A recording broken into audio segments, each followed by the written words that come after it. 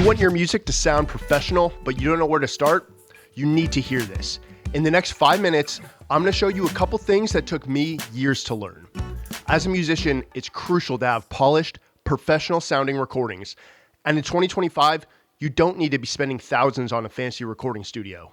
These 3 tools will bring your music to the next level instantly and are a fantastic starting point that will give you a grasp of the fundamentals that you'll use to begin producing your own music. Let's dive in. All right, first, we have the CLA2A, which is Wave's take on the classic LA2A, a workhorse compressor that's been used in studios for decades around the world. I love this tool because not only is it user-friendly and sounds great, it's also only about $40 right now on the Waves website. Next, we're going to use the HEQ, also from Waves. Again, this is a relatively beginner-friendly tool, and it also is quite inexpensive. I think around the same price as the LA2A. Let's dive into these two before we get into the third tool. All right, let's start this out with compression. We've got the LA2A here. Before we dive into what it does, I'll just tell you real quick, for those that don't know, compression is a tool that we use to bring the lower volume sounds up while reducing any abnormalities, any loud spikes in volume. The end result of that is going to be that your sound, say in this case we have an acoustic guitar, any hard hits or strums are going to be tapered down. The kind of intricacies, if you're finger picking, for example, like we'll have here, those are going to be brought up a little bit. And overall, that's going to give you the ability to bring up the volume of the track. So I'm going to play this recording real quick.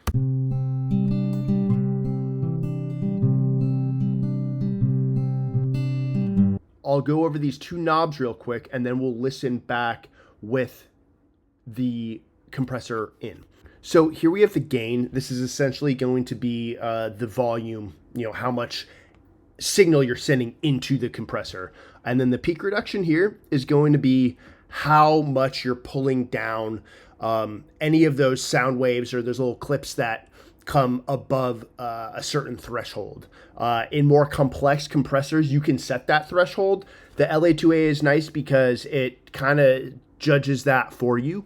Again, beginner friendly, as long as your needle is hitting around, somewhere between -3 to -5, -7. You don't really want it going past -7 or you're going to start hearing artifacts. So essentially, you're going to want to turn up the gain so you can kind of get some beef, some volume from that signal, and then have it taken off about 3 to 5 dB, maximum 7 on the harder hits. So I'm going to play this back, and halfway through, I'm going to bring in the compressor so you can hear how that really kicks in and kind of solidifies a stronger sound for that guitar.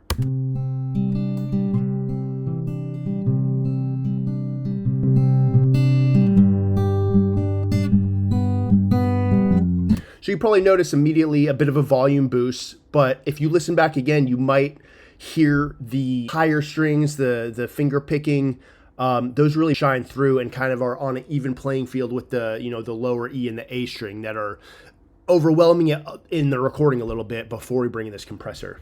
Now we're going to jump over to EQ because I want to keep this short, sweet, and to the point.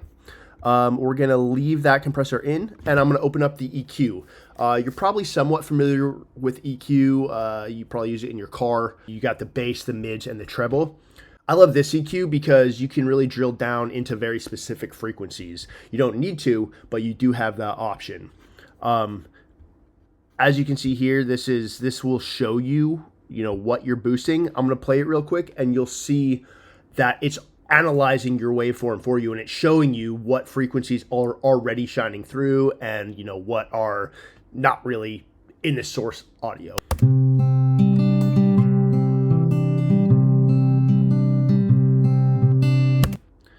So you can see there's a lot of low in there. A lot of that is room sound, some breathing, just some boxiness, some body heaviness of the guitar. So I've pulled all of that out. And then I've boosted a little bit of the 1K. Since this is just a guitar track, we're not going to really worry about that clashing with vocals. That is something you might want to think about when you are mixing a track that does include vocals, 1K, 1.5K, is typically where you're gonna have the vocals sitting in the mix. In this case, we don't need to worry about that. And I've taken off a little bit of the air. Again, that might be, you know, some of the breathing through the nose, or just some kind of static in the room, because again, this was recorded in a bedroom.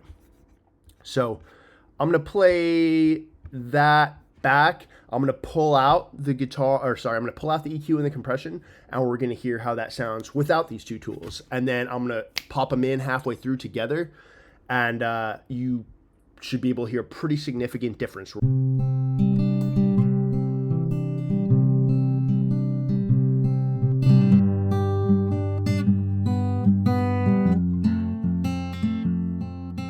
All right, now what are we missing? Reverb. So what is reverb? You might not notice this, but when you speak or play an instrument, the sound that you create bounces off of the walls, the ceiling, objects around you, and creates what's called reverberations, or reverb for short. Our ears are super used to hearing this because we've been hearing it our whole lives. When we record into microphones pick up only what we're recording into them. They don't pick up the majority of those reverberations. So when we listen back, it sounds kind of weird. To get around this, there's plenty of artificial reverb plugins that we can use to emulate that sound that we're used to in the real world and create a nice, lush, natural sounding feel to a recording that is ultimately just trying to recreate what we hear on a daily basis. Let me show you. Okay, so as I mentioned, we have the R intensity. I've selected falling. It's a bit of a bigger sound, more canyon, less small room, somewhere in between, but a little on the heavier side. And I've applied it via this bus 1, 2.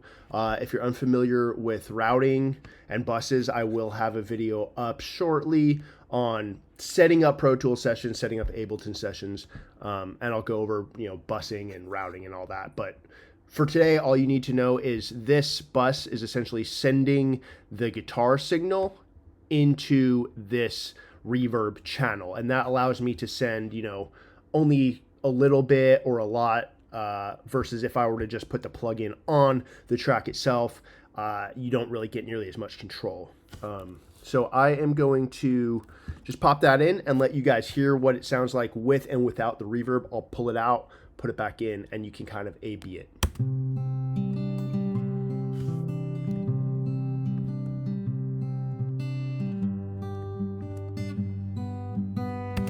You can hear it sounds like you're performing on a stage, or it sounds like the guitarist is performing on a stage in maybe a theater, not necessarily in a bedroom.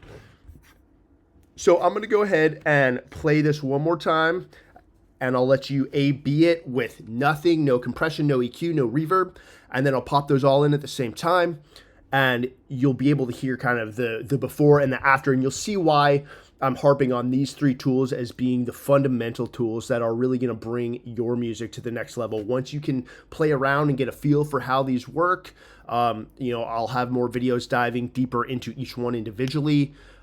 Once you get a feel for them, you're really going to be able to pretty quickly make your music sound not like you recorded it on, your phone, but you got a cheap mic, you set it up, and you added a couple basic tools that you spent a little bit of time playing with and learning the fundamentals of, and you're going to be blown away with what you can do.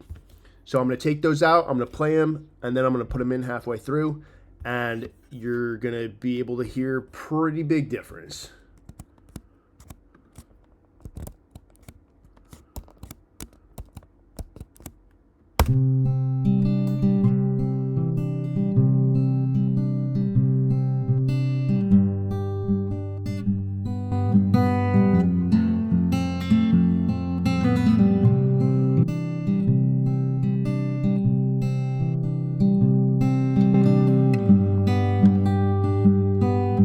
There you have it.